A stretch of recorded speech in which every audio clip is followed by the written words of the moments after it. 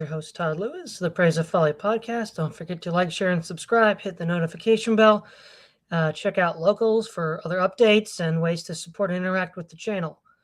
So, Keith, you were talking about how modern trends seem to be rhyming with the 1970s. History may not repeat itself, but it seems to rhyme. So, why don't you sort of sketch out your thoughts on how they're similar? Yeah, right now is very similar to the 1970s in a lot of ways. I'm probably the only one of us on the panel that actually lived through the 70s and remember them, so I'll recall them as best I can. But many things that are going on in the world today, as well as in domestic American society, are very similar to what happened in the 1970s. For example, we have the current situation in Ukraine, which is very similar to when Russia invaded Afghanistan in 1979. And we also have the rising tensions between the United States and China over Taiwan. That was also an issue back then. We have Iran still in the news. There was a huge conflict between the United States and Iran following the Iranian Revolution and the Iranian hostage crisis in 1979 and 80. The United States still is having conflicts with a number of Latin American countries, and really the same ones: Cuba, Nicaragua, also Venezuela has been added to the mix. So a lot of the international issues are very similar to what was happening back in those days. We see the Russia and China now becoming more assertive than they had been since during the post-Cold War period. In domestic U.S. society, Donald Trump is very similar to President Richard Nixon. Nixon was basically a liberal Republican, a Rockefeller Republican at heart, but he presented himself in a kind of populist way to try to appeal to what he called the silent majority or the hard hats and people like that. Very Trumpist rhetoric at times, and he ended up nearly getting impeached and was there was a lot of scandal associated with his leaving office and things like that. In a way that's very similar to Trump and issues related to him. Uh, the parallels between Joe Biden and President Jimmy Carter have been noticed by a lot of people, but that was a similar situation as well. You had a president that was perceived of as weak, who was presiding over an economic situation where you had very extensive inflation and also very high fuel costs as well. In fact, I remember in around 1979, I guess, when gas went over the price of gas went over $1 a gallon for the first time. I remember I was in a car.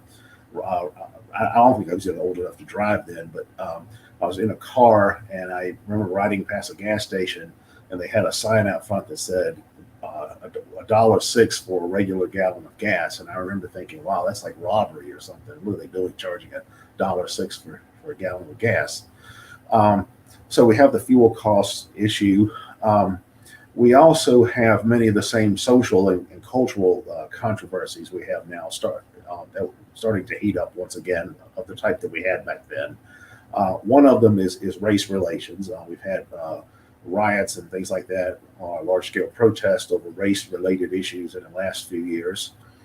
This controversy over this critical race theory thing is very similar to the controversy over busing in the 1970s.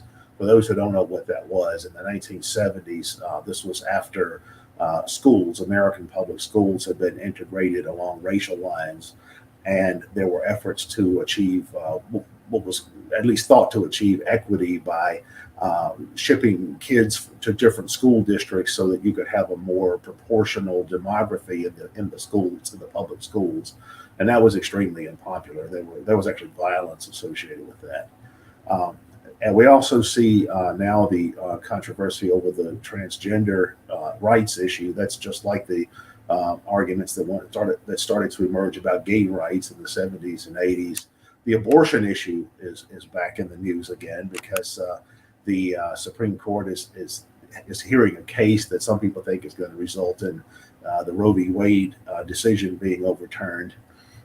Crime is another issue. Crime started to escalate in the 70s, and once again we're starting to see crime escalating today, and that's becoming another hot button issue. So in so many ways, we see parallels between now and the world of the 1970s. In the early 1970s, OPEC imposed an embargo, a fuel embargo in the United States, and what that was about was the Yom Kippur War between Israel and Egypt. The United States was sending armaments to Israel to fight Egypt. So the OPEC countries responded by imposing a fuel embargo in the United States, and that caused a shortage of fuel. It caused the price of fuel to go sky high. They actually had to ration fuel. In fact, and I remember this, the only way you could buy fuel is if you was according to the lettering on your license plate. Like if the last number on your license plate on your car was an odd number, you could only buy fuel on odd numbered days of the month, like the 5th, the 7th, or whatever. And then if you had an even number on your license plate, then you could only buy fuel on, say, the 2nd, the 4th, the 6th. So I used to hear people, I wasn't old enough to drive, but I used to hear people talking about this all the time. So were you odd or even? What's your gas day? So everybody always had to make sure that they went to the gas station on the right day and bought enough gas to last over the next couple of days, because they couldn't go back the next day if they ran out of gas. So we see the fuel crisis coming back once again. So many different kinds of parallels. In terms of the political figures, Trump really is very similar to Nixon. Biden is similar in a lot of ways to Jimmy Carter in terms of his background and things like that, the kinds of interests that are behind him. These people in Congress, the squad, Alexandria Ocasio-Cortez, they're very similar to the Ted Kennedy liberals, the Ted Kennedy, George McGovern liberals we had back in the 70s. Someone like Marjorie Taylor Greene, she's basically just a recycled John Bircher. So it's similar how all these same kinds of characters and ideologies are coming back as well. Yeah, one of the things that, if we look at the big picture for U.S. politics, as you said, there seems to be and I mentioned this in another roundtable discussion a few months ago, that there's just no new ideas. Like everybody's using these like arcane ideas from like a century ago that didn't even work when they were being imposed. And now the conditions socially, economically are so radically different that they're even less relevant now than they were then. But there's like this built-in inertia to the political class such that they keep doing it. And I think what's interesting is you pointed out with OPEC, the fact that recently, in order to deal with the shortfall in oil production because of the sanctions on Russia, Biden reached out to the president of Venezuela, the oil sheikhs in Saudi Arabia, and Iran, and they're just like, we're not going to talk to you. Now, I mean, when you don't talk to the president of the leader of the most powerful country on the earth, I think it's pretty clear what they have in mind. Now, Russia is what's called an OPEC Plus member. So OPEC also works with other oil-producing nations outside of Africa and the Middle East. And Russia, as being one of the largest oil producers in the world, has a very strong say in how this works. And I think it would be conceivable to think that Russia, in conjunction with other OPEC nations, are planning some sort of oil embargo on the West. I mean, after all, Iran hates the West. Iran calls the United States the Great Satan. Venezuela, I forget the president before Maduro, but he called Bush El Diablo. I mean, they kind of hate us too. So it's not like it was a stretch for them to finally put the screws on America under this lame duck presidency. And, in the 70s was when China was, the late 70s, China was coming out of the Maoist era and into the more reformist Deng Xiaoping era. And I guess you could say that as far as like a pragmatic ruler, Xi is a lot like Ping in the sense that it's what works that matters. We'll pay lip service to the party, we'll pay lip service to Mao, but it's really all about turning China into a great power to influence and impose its will on the neighboring areas. And also like the 70s, since Afghanistan in the 70s and 80s was called the bear trap, our revenge on Russia for Vietnam. Recently, Hillary Clinton said that with Ukraine itself, that might be a great way to get the Russians entangled. She didn't use the term bear trap, but that's exactly what she was getting at in another Afghanistan. And since Afghanistan was a preview of the collapse of the Soviet Empire, I think that to the extent there is a plan with the conflict with Russia, it's to create another bear trap situation where the Russian Federation collapses.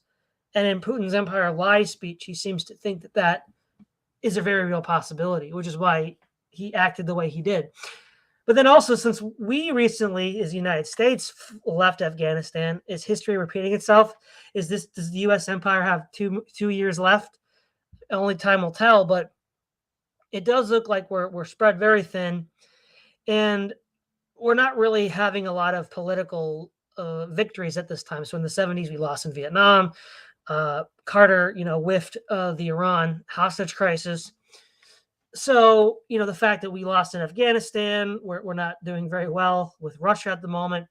We're making a lot of noise, but we're not really pushing back. So when Putin threatened to raise the nuclear threshold, there were talks at that time of Poland giving jets to Ukraine, and they're like, no, we're not going to do that because that'll escalate with Russia. Again, it's not looking. We're not putting a strong face forward, even though the United States is trying to maintain this global presence. And domestically, during the defund the police, there were cops, either retired cops or cops that were going to quickly be retired or quitting. The blue bug, as they call it. They were saying that, well, look, this is going to be a 1970s crime wave all over again. And we're seeing that too. In Atlanta, there are reports of rapes up 236%.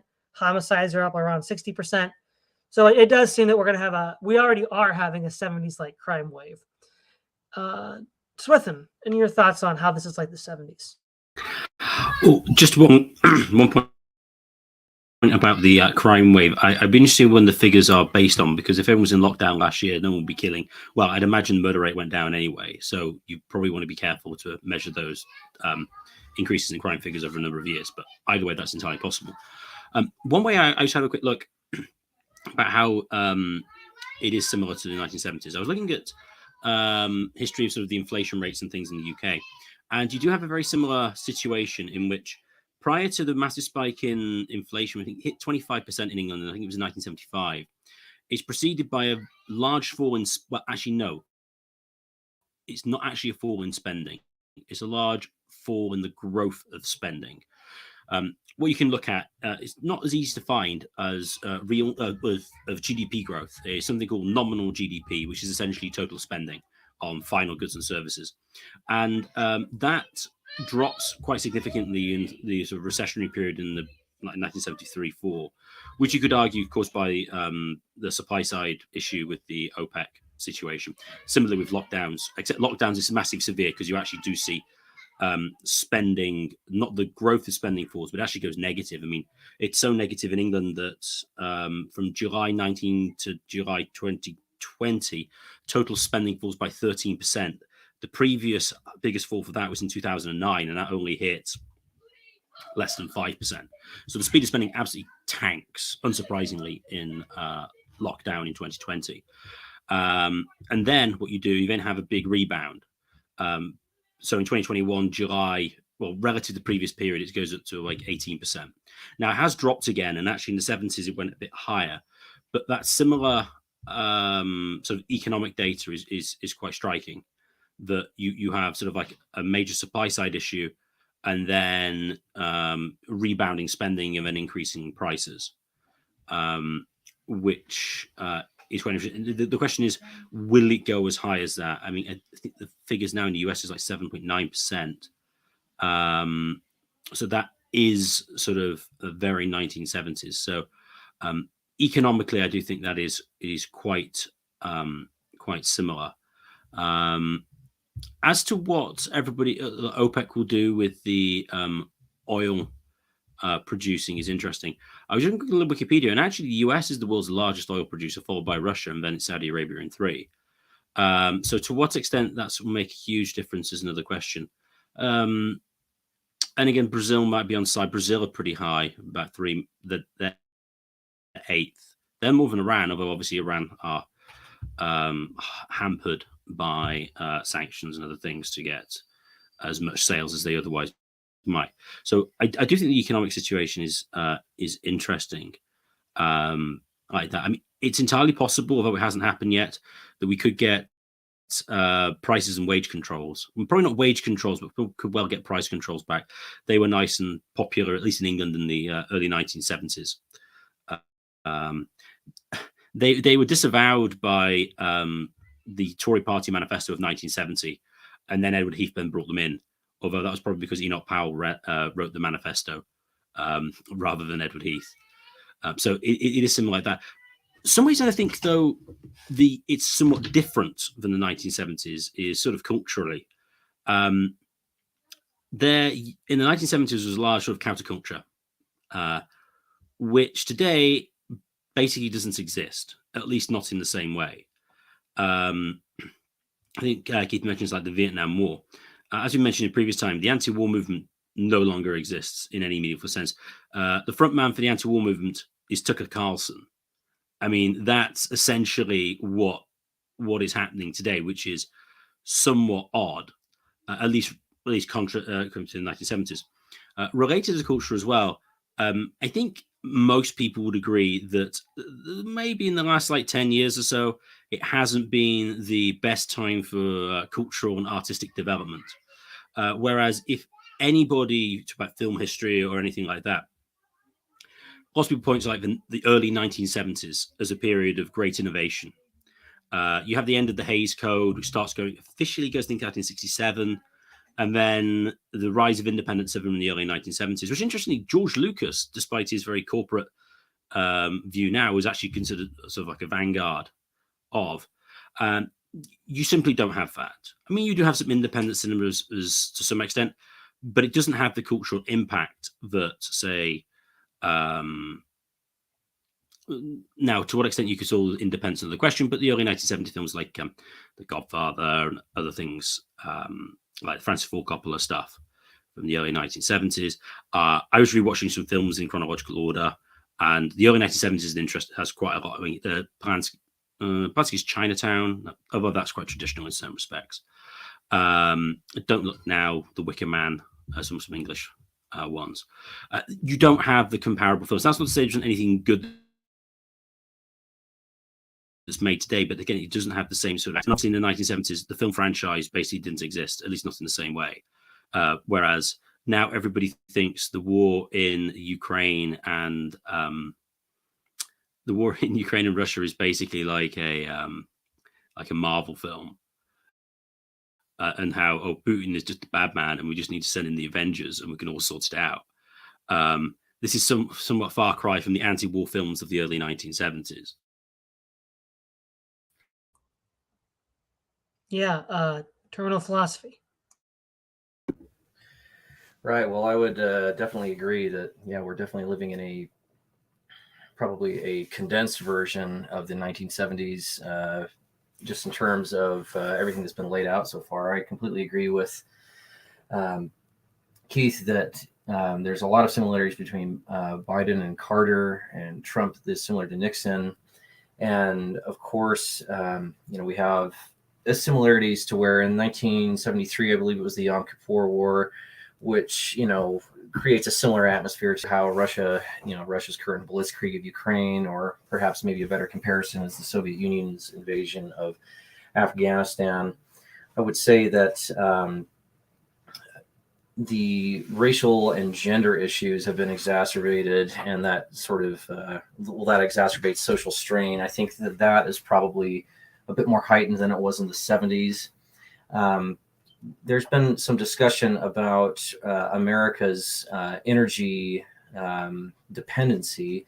And what is interesting is that towards the end of Obama's second term, and I think for all of Trump's term, the U.S. Was a net exporter of energy. And currently the U.S. receives about 7% of its energy from Russia. However, the mere possibility or risk that the United States and other nations would end their purchasing of Russian energy is precisely why the price of gas is so high currently. So it's the economic possibility that has these prices just sort of having this semi-runaway effect. Now, places like Texas, for example, have very large petroleum reserves and could start their rigs up again, but and we could become a more self-sufficient energy nation like we were under Trump and other various presidents. However, the lag time for America's oil firms to produce gas could prove detrimental for Biden politically, and for other people sort of towing the Democratic Party line. It may take up to more than a year in order to bring gas prices down if that's the route we take. And Todd, you had mentioned earlier that the Venezuela as well as the Saudi oil families, they've shown that they're not really interested in helping the U.S. with their gas prices currently, and that would appear to be some sort of writing on the wall that this could be sort of a repeat of the oil embargoes. Another problem too is that we've seen an uptick in crime. Now this is basically concentrated to various urban centers like places like Washington D.C., Detroit, Baltimore. The usual suspects, unfortunately. And also there's been some interesting dialogue where someone mentioned earlier Tucker Carlson and how he's been sort of much more vocal anti-war advocate than others in the media have. There are various war hawks around the media, are interested in creating a no-fly zone, and some of these war hawks are obviously from the U.S. and think tanks in the U.K. And anecdotally, I will say that there's a great sort of war history YouTube channel called Mark Felton Productions.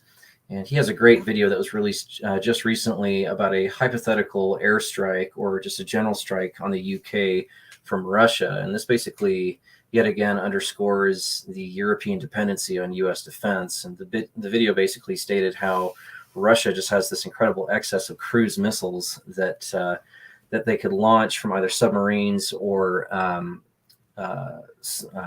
bombers that can just sort of tease on the edge of British airspace, and then they can get out there quickly enough without the Royal Air Force being able to intercept them. And basically various sensitive infrastructures are vulnerable to Russian attack. And the reason why I'm saying this is that this is actually also yet another similarity between the 1970s, because I tried to find the name of the general, but there was a French general in the 1970s just basically warning against just how much the European nations had reduced their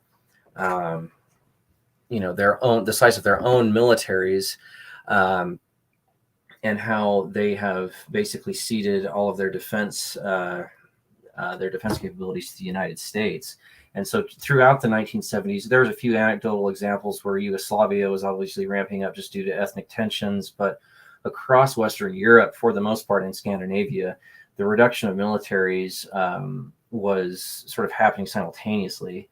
And so this is yet another problem. Now, I think it was Douglas McGregor, the officer that's been featured. He's been a very controversial figure lately because he has basically been one of the only people in popular U.S. media to sort of not necessarily advocate for Putin, but to at least give Putin's side of the story, and that we've broken our promise meaning NATO and the U.S.'s promise to not expand NATO any further into the Eastern Europe.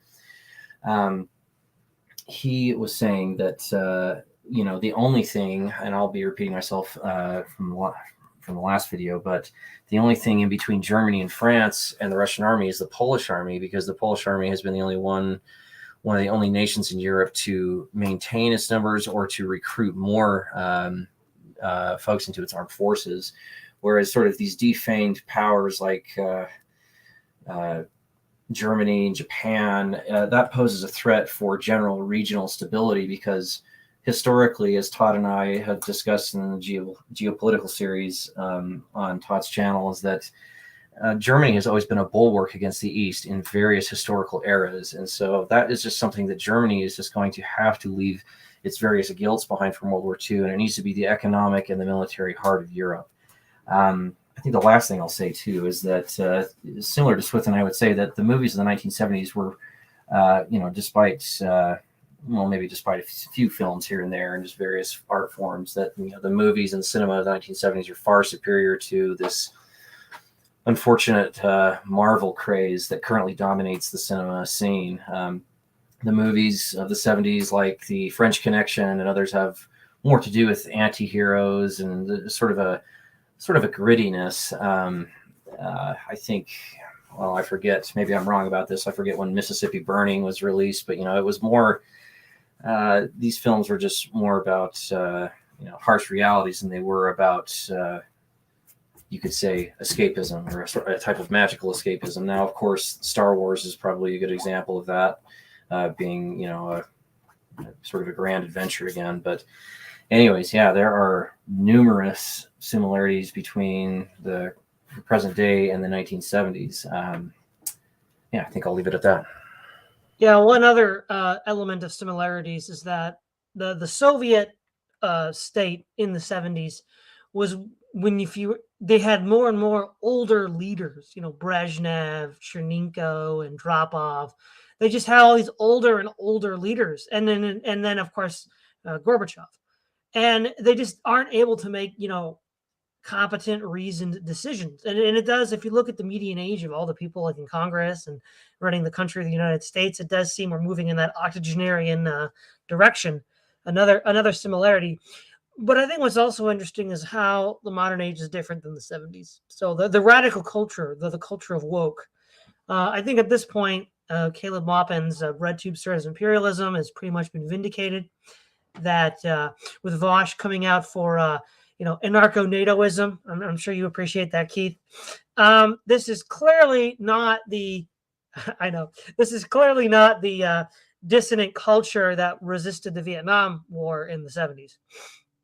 And so in that sense, that's a big difference. Another area in which this is, I guess similar is the gas prices. I mean, they've nearly doubled since last year. I think last year was like $2.50, and now it's almost, depending on which part of the country you're at in the United States, it's almost $5 a gallon. So I guess that's similar, but there's no opposition to the war anymore, right? So there was this, like you said, with a robust anti-war movement, but and furthermore, when Saigon fell in Vietnam, that was huge. Like that the United States military went into this dark decline. They called it Vietnam syndrome. And they had to work people back up with Grenada, Panama, the first Persian Gulf War. And it was like the fall of Kabul geopolitically is on the same scale as the fall of Saigon, but domestically nothing's happened. It's like they've been completely able to paper that over. And if you look at polls, the U.S. military is still the most highly rated institution in the United States, even though it presided over a disaster as big or greater than Vietnam. So in that regard, the powers that be are able to control this narrative. And one thing that's interesting is this the broader computer cyber revolution that was just getting started in the 70s. Initial SDS protests were against the modern internet because it was coming out of DARPA and government and military research programs. And what I think they were seeing is what we're seeing now, is that now that they've rolled this out and integrated all of us into this network, they're able to control the narrative completely. They can now kick Russia Today off YouTube. That happened just today. They can close Russia Today as a group in America, the English American branch. And this is a level of control that wasn't possible for Nixon or Jimmy Carter. And so I think these are ways in which it's radically different. Keith. Yeah, well, if we want to talk about the differences between now and the 70s, I think the one that Todd raises about the cultural differences are important. I think the main cultural difference, at least in the United States, between now and the 70s, is that I guess what could be broadly called the cultural left is far more influential than it was in the 70s.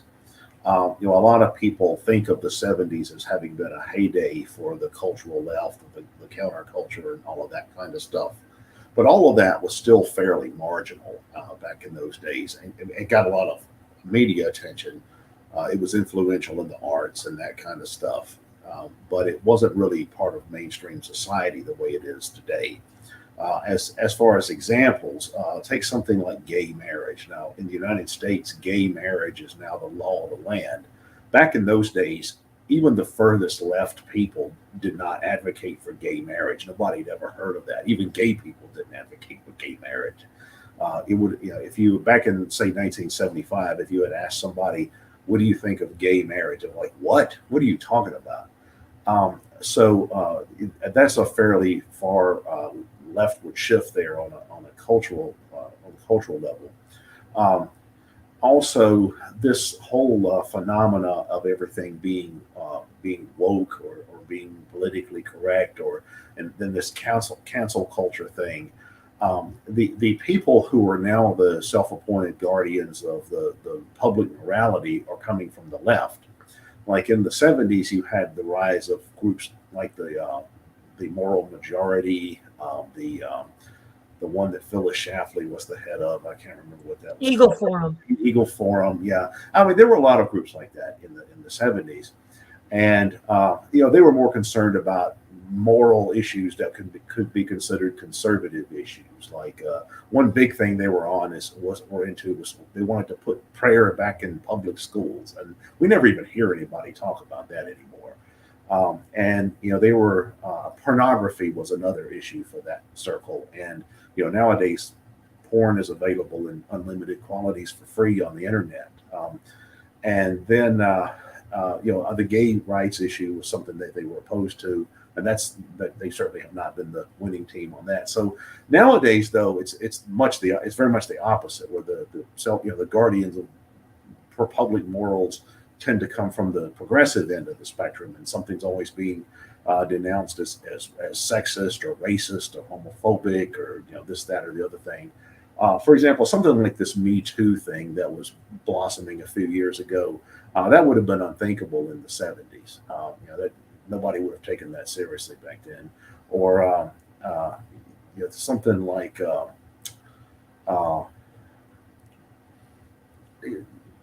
Black Lives Matter protest. When you had civil rights back in the 60s, but you certainly didn't. Something like that certainly would not have been mainstream in the 1970s, I don't think. So the cultural left has now become culturally hegemonic. In the 70s, the cultural left still tended to be a counterculture. Now it's become hegemonic. It's become part of the state's self-legitimating ideological superstructure.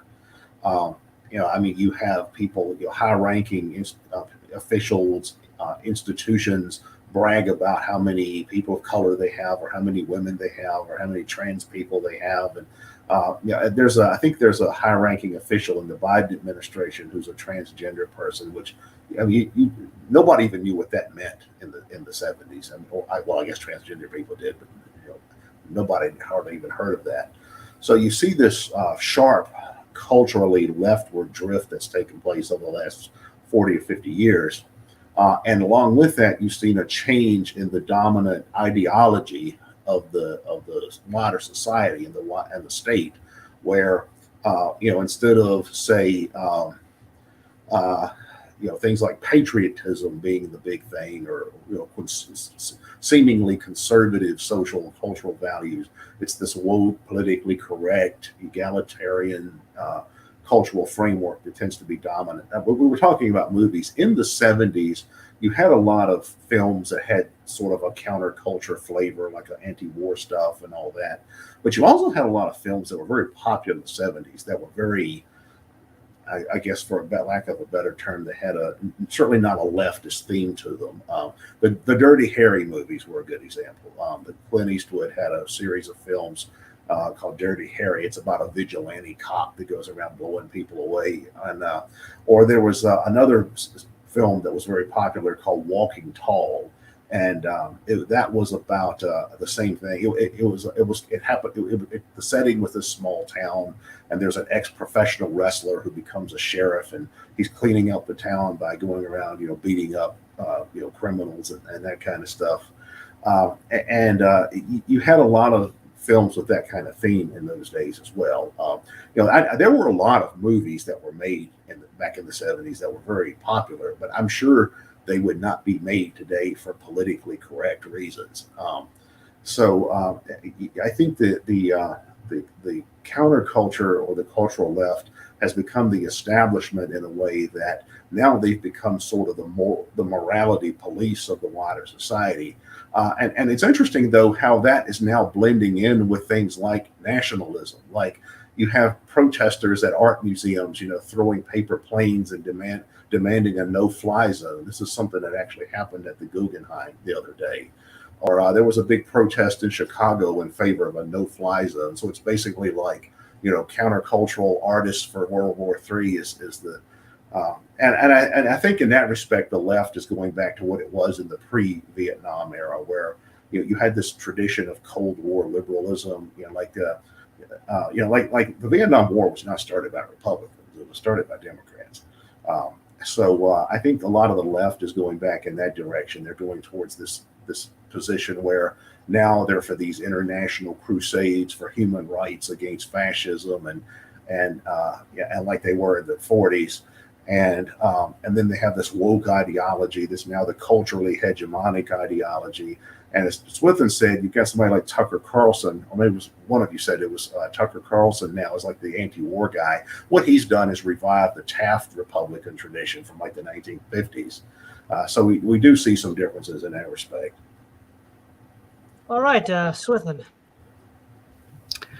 Following on with the differences, it's interesting. Keith mentions the gay movement and how they're all sort of mainstream now, and gay marriage would be unthinkable in the 70s, which is interesting because a lot of the counterculture of the 70s would have actually thought that marriage itself was an oppressive institution and should have been abolished. This is the point that was made interesting. There was an interesting series of interviews that Richard Spencer did with Jonathan Bowden a number of years ago before he died, and which they discussed sort of the homosexuality and its sort of increased acceptance from the 1960s onwards primarily, and how in the 1970s and that kind of time period, it was much more that the homosexuals see marriage was this some sort of prison the heterosexuals made for themselves, and what they should really do is sort of break out of it. And actually, you could argue that the homosexual movement was more of a way of breaking even sort of it was more radical insofar as it was trying to abolish the idea of marriage as such. Whereas today, it's almost like you could argue that the LGBT alphabet soup thing are trying to domesticate themselves and make it sort of more palatable. It's almost like monogamy is fine, but it doesn't matter what they are. It can be a fish, it could be a dog. Oh, well, not quite your dog yet. But it can be a woman, it can be a man, you can be a man, you can be whatever, you can be a lizard. It doesn't matter. But it's kind of it's kind of got this sort of like safe sort of obviously just these urban groups, and they're just like nice and like just like normal people, but they're not evil and racist. I mean, this is obvious from a 1990s film. What the heck's it called? With Kevin Spacey, American Beauty. Yes, that's the one. But he's a homosexual. They obviously are, and but they're supposed to be the nice couple around, and they're just all jolly. It's like, well, that's not really the vibe that they were sort of giving off back in 70s. Although that said, in England you had the paedophile information exchange, which was part of the sort of liberation of children, because the fact that they can have sexual relations with adults was oppressive, and this was sort of like a part of sort of the overall liberation movement. Now, you could say, now obviously pedophilia is like a big no-no. That said, of course, they've now been rebranded minor attracted persons, and so that may well be coming back. So despite me trying to go on a different tangent, the opposites, they could well have actually been coming back in that sense. Kiko's make a good point about sort of like the reactionary films of the day. I think this was to a large extent a reaction to the increase in crime. So the Dirty Harry films are a good reference point. Michael Winner did the Death Wish films, similar, like lots like revenge films, because, well, basically the police were useless, or sort of reducing crime, or at least it was perceived that way, and it was like it becoming all liberal. Although that's the idea in Dirty Harry, although the director, Don Siegel, considered himself a liberal, and he was actually really upset that everyone thought that this was kind of like a really pro vigilante movement, film, because he argued that he tried to parallel Harry with the serial killer, who's sort of like the antagonist in the film, and so people misunderstood it. Obviously, another way in which the 1970s is obviously different is is race to a large extent in England. You have these, and sex as well. You have these utterly nauseating programs about, oh, let's look back at the 1970s. Oh, let's all laugh at how backward they were in the 1970s. Look how badly they treated the black character. Oh no, look at all these female characters. Why are they all in the kitchen? Oh dear, this terrible joke. And these utterly, and also homosexuals as well were generally considered perfectly fine to make fun of. And of course, that's very, very bad now. Terrible, and you couldn't possibly do it.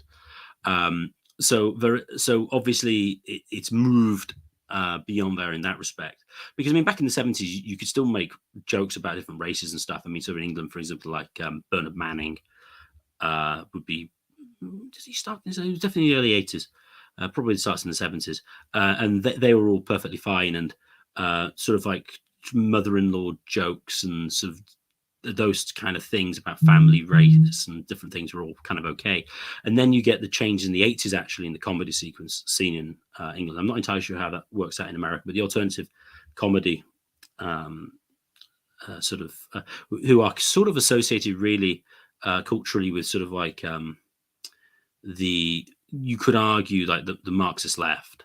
Sorry, not the Marxist, like the culturally sort of Marxist left, as it were. And they can in the 80s. So those would be some additional differences. Only with the anti-war, I mean, yes, you don't really get much, obviously, over major anti-war stuff. I mean, I was looking at to what extent everyone watched Jean-Luc Godard in the late 1960s, but very much sort of anti-Vietnam. And you don't really have... Now, the interesting thing is, you don't necessarily need to be somebody who is really popular to make an impact. It's just that filmmakers who end up being popular find them as an influence. But there doesn't seem to be any sort of more art house sort of anti-war filmmakers. I severely doubt you're going to get a sort of art house anti sort of intervention with the Ukraine and Russia situation. That's I seriously doubt will happen. So those would be some sort of differences I would cite. All right, terminal philosophy.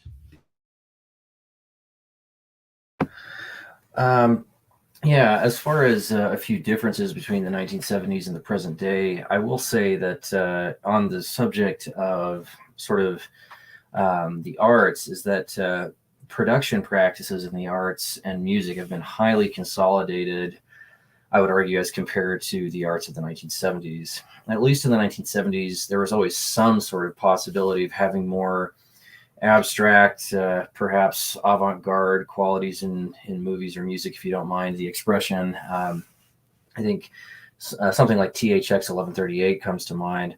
However, now in movies and music, there's a sort of ubiquitous sameness to music and films. Anecdotally, I will say that, as a musician, that many bands have very, similar tonal characteristics in the way that music is mixed. This is certainly not true of only, like rock and metal, but it's also very true of pop. And I will say that the current state of hip hop is completely abysmal, with the inception of things like mumble rap and just like copy and pasting beats. And the state of rap in the 2020s is completely unbearable.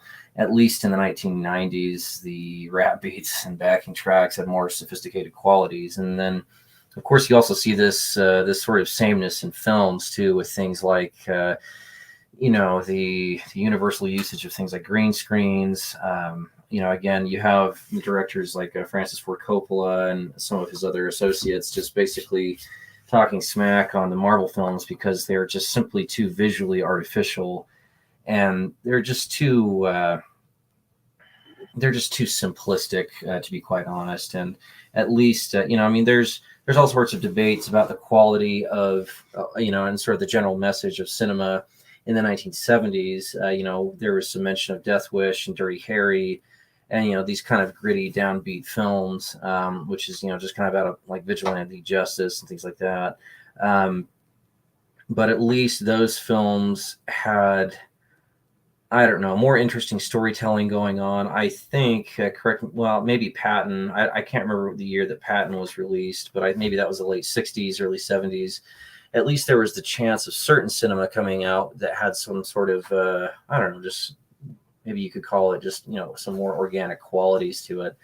Now, another difference I would say between the 70s and the current situation is how wars are being waged. I would say that the militaries of the world in the 1970s were not yet completely reliant on various forms of what we could call colloquially just gadgetry in general. Now, Todd, all of you guys have mentioned in previous panels, and I think that this just bears repeating because it really does have a massive effect on how wars are waged. But every piece of military hardware these days are far, far more expensive than they were in decades past, making wars much more cost prohibitive.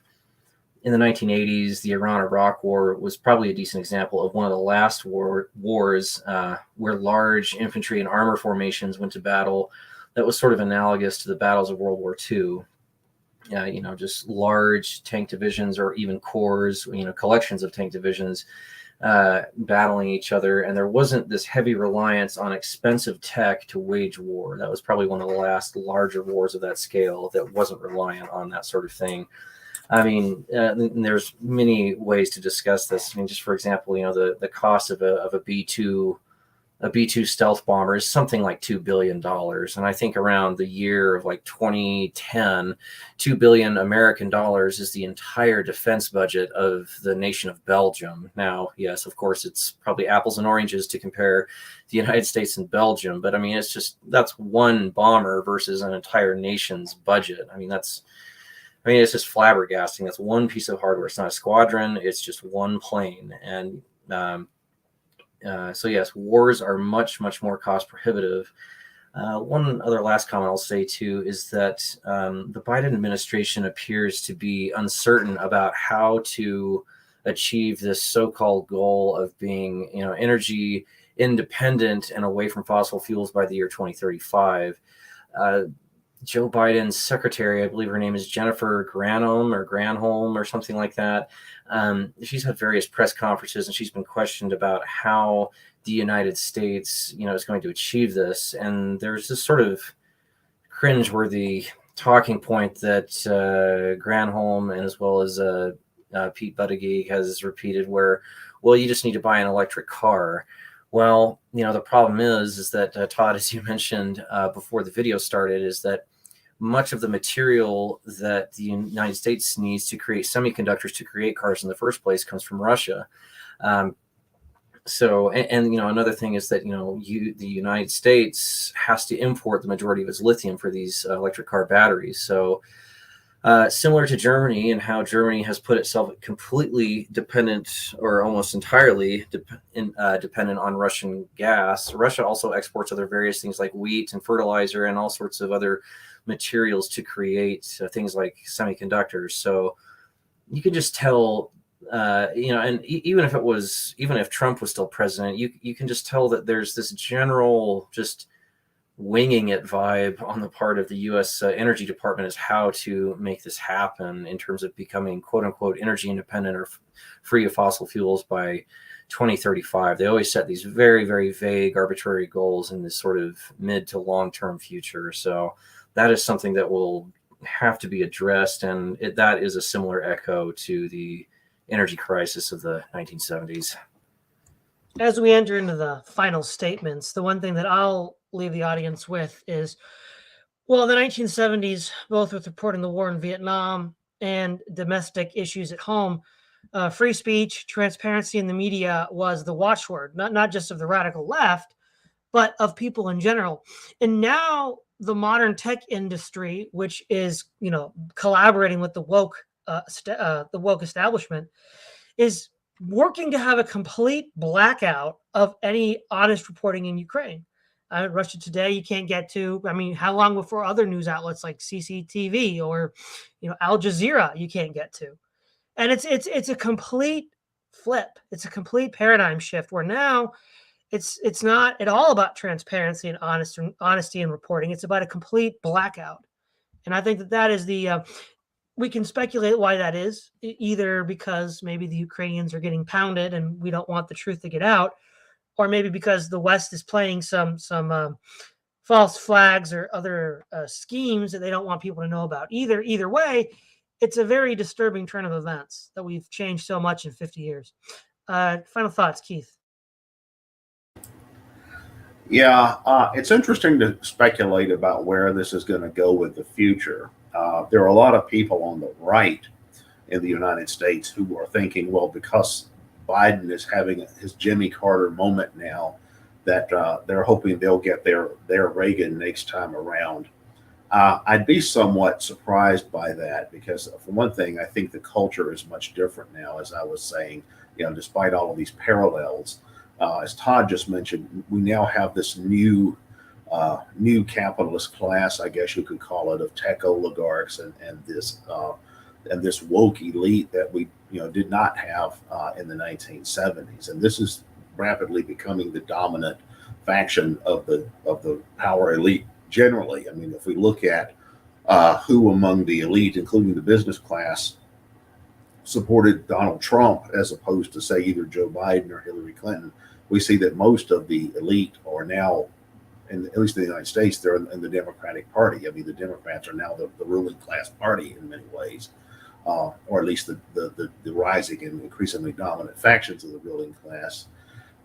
So it seems to me that it's going to be difficult for there to be some kind of right-wing comeback like there was in the 1980s with Ronald Reagan. Ronald Reagan's election was sort of like the culmination of the American conservative movement that developed back in the 1950s with figures like William F. Buckley and then later Barry Goldwater and then finally Ronald Reagan. Now, I would argue that movement always had some intelligence services and stuff like that behind it, and it was also connected to what was then a rising force in American business, which was the Sun Belt industries and things like that. Nowadays, some of that seems to be being eclipsed by these digital capital and by this information age, high-tech, tech oligarch power elite that we see emerging now. So it seems to me that, if anything, I think the U.S. culture is going to become increasingly fragmented the way it started to become in recent years, and I don't really see that changing. And while it does look like American power is retreating on an international level, military power and even economic power to some degree, and that's been made obvious by some of the more recent events. So as Todd mentioned, you have these third world countries that produce oil telling the Americans they don't want to talk to them. At the same time, American cultural power is still very pervasive. I mean, people all over the world still consume American mass media and film and pop music and television and all that kind of stuff.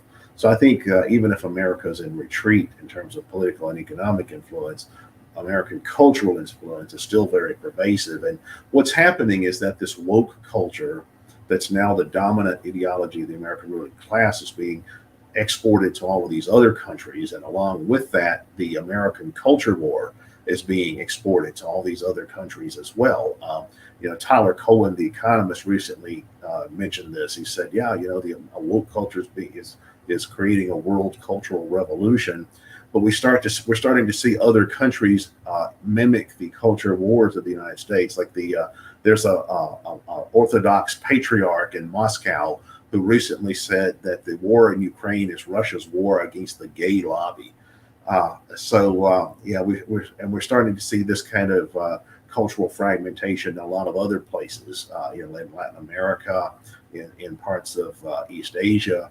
So I do think that's very interesting, the way that this American cultural imperialism is simultaneously exporting America's culture war, even to the point where we now have woke and anti-woke nations. Like, I guess Russia's like an anti-woke nation, and the United States would be and the European Union would be woke nations.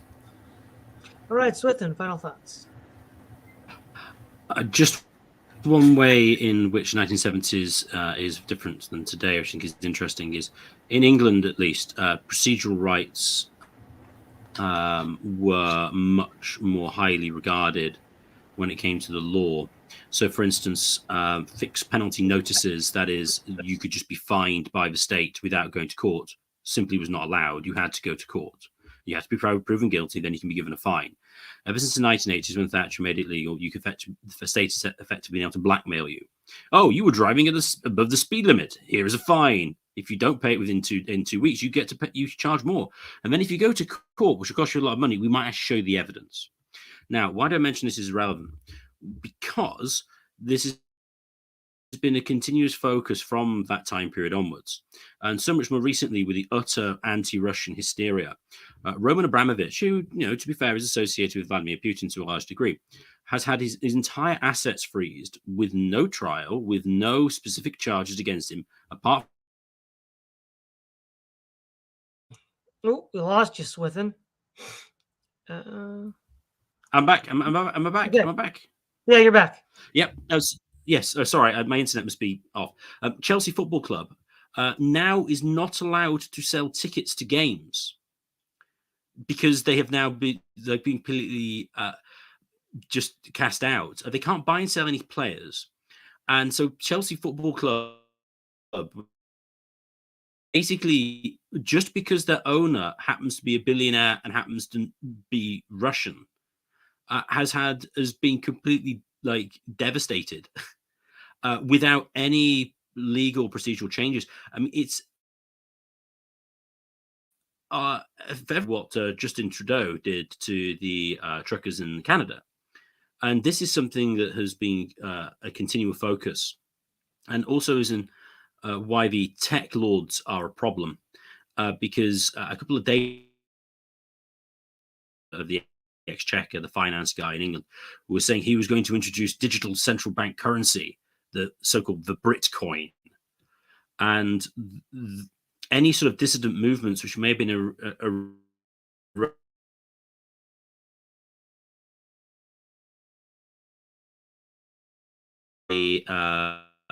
sort of private basis is simply going to be a lot more difficult going forward.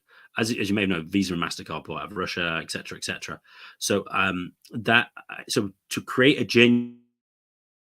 genuine sort of counterculture or genuine sort of political dissident groups is going to be much more difficult now than it was in the 1970s, despite the easier communications. Yes, terminal philosophy. Last word. Elena. Right. Well, Todd, you had a really good episode recently with the channel called The Prudentialist, a really smart guy. And, obviously the subject of that video was Mackinder and how his Heartland thesis possibly relates to, or if it's a irrelevant window into the current Ukrainian invasion. I'll say that, in regards to the 1970s and the various similarities and differences that the 70s has to the present day, I will say that now more than ever, geostrategy is just a relevant mode of analysis in terms of all these various political, social, and economic issues. I think one thing that you said that's interesting, that's highly relevant, is that, the war in Ukraine is perhaps the first of several or even many wars of energy, or maybe you want to call them wars of the Rimland, if we're specifically referencing Mackinder's Heartland map of the world. So we might see, again, this might be the sort of growing pains of returning to a multipolar world where Pax Americana is in some sort of is no longer the relevant sort of paradigm that the world adheres to. And so we might see things between Pakistan and India. We might see issues with Iran and Israel, or something like that. And so wars for resources and might become more of a relevant thing, unfortunately. And we'll have to see also what the trade relationship between Russia and China will be, because as Mackinder calls it, the Columbian age, or the age of sail, from what was it, the 1500s to the 1800s or 1900s, where these global sea trading lanes basically dictated the world economies, and all these different cities developed on the coastlines rather than in what Mackinder calls the pivot area, or in Central Asia. China and Russia may end up developing a sort of modern day Silk Road and sort of bolstering each other as a way of thwarting American trade hegemony, and also to sort of mutually help each other become more influential in global politics. But other than that, I think I'll end it at that. All right. Thank you again, Terminal Philosophy, Keith Preston, Swithun Dobson. Always a pleasure. This is Todd Lewis, the Praise of Folly podcast, signing off.